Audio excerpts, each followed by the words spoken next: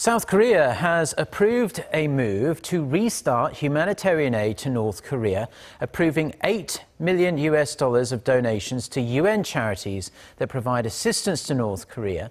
And that comes despite Pyongyang's recent nuclear test and other provocations and the UN sanctions on the regime.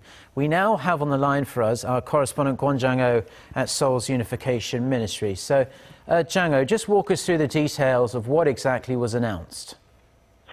Sure, Mark. The Unification Ministry announced that $8 million has been approved to be donated to 2 UN agencies for projects specifically aimed at helping vulnerable North Koreans.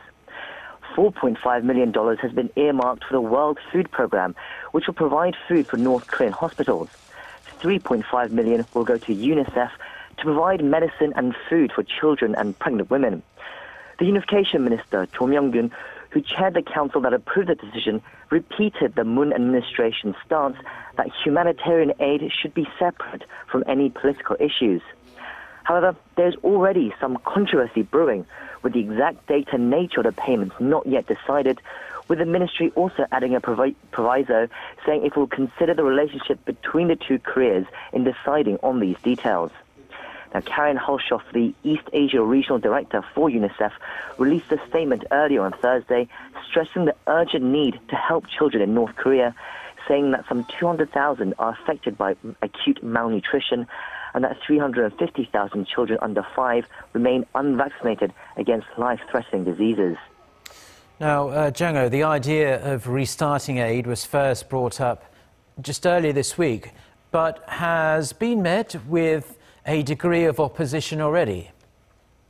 That's right, and that's in light of North Korea's continued nuclear weapons development. The last administration stopped all aid to North Korea in January 2016 after Pyongyang conducted its 4th nuclear test. In stark contrast, the Moon administration has approved restarting aid just weeks after the 6th nuclear test.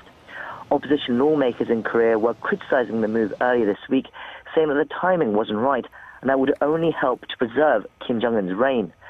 Japan has also expressed their opposition, saying more pressure was needed and not aid. With the date and details of the aid still undecided, the Moon administration can continue to expect fierce criticism from these parties. Back to you, Mark.